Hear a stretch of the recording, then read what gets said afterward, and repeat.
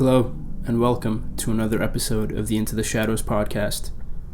As always, I don't claim to be an expert or an authority on any of the things I discuss. I am simply sharing my thoughts and ideas based on my own life experiences.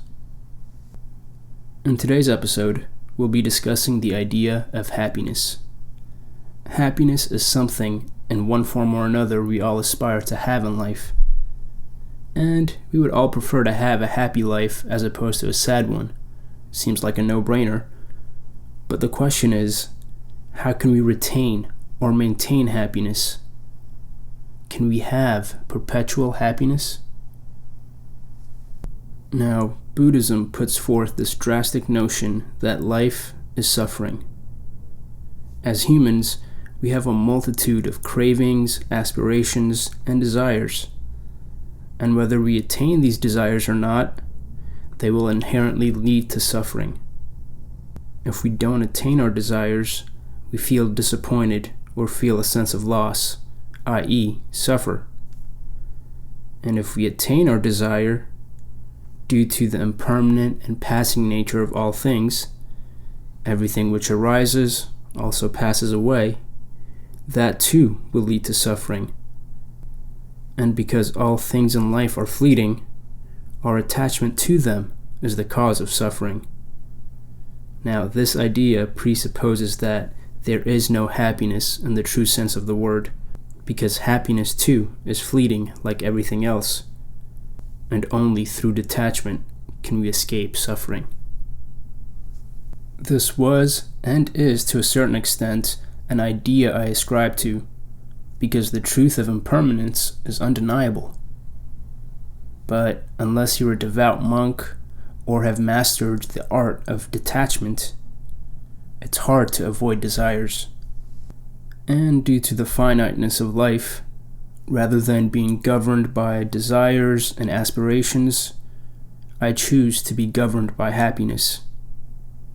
When I pass from this world, I want to go out knowing I lived a happy life.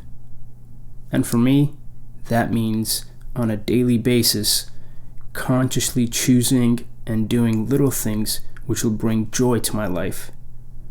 From choosing what I eat for lunch, to sleeping in, to travel plans, and everything in between. Which was why, in a conversation with a friend recently, I was prompted to answer that in an ideal world, where money wasn't an issue and we didn't have to work, my dream job would be to travel the world, interact with different cultures, talk with people from different walks of life, and just gain as much knowledge as possible. In response, he said something interesting which really got me thinking. He said, that would be a fun experience, but it would kind of suck because you'd just be hopping from location to location to location, never really staying long enough to establish real connections and form happy experiences. Then he said, think back to all the times in your life you're happiest. All those moments were happy experiences because you were with your friends, your family, and your loved ones. Those connections were the foundations of that happiness. It's a simple and eloquent point I hadn't fully examined or appreciated in the past.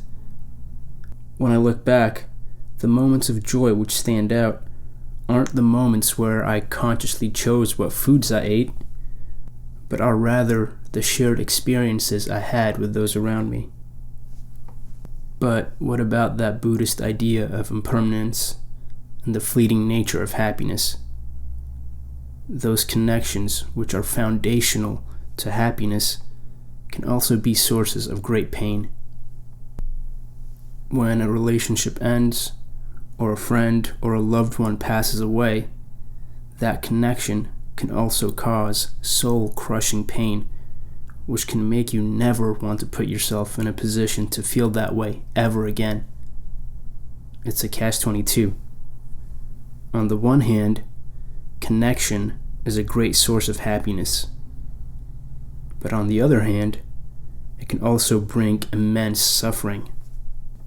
So what's the solution? The way I see it, there are three paths. The first is that of detachment. Detach yourself from all connection. The second is to be oblivious, to subscribe to an ignorance is bliss type of mindset, to be in the moment in order to ride both the highs and lows of the connection spectrum. And the third is to be neutral, to have a neutral mindset where you're both aware and accepting of the joy and pain which is to come, which in my experience can help to minimize the suffering. Regardless of the path, one thing is very clear. True to the Buddhist doctrine, in life, pain and suffering are inevitable. You can run from it, you can hide from it, but try as you might, it will find you. And you can't control that. What you can control is your response. When you look back on your life, what do you want to see? For me, through the pain and suffering, I want to see that I had a happy life. I did the things which brought me joy and nurtured and built the connections which were sources of my happiness.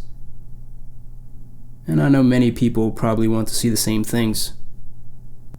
But in reality, how many of us are so consumed by work, by school, by this thing or that thing, that we neglect the things which can provide happiness, or put happiness as something we'll attain at some future date?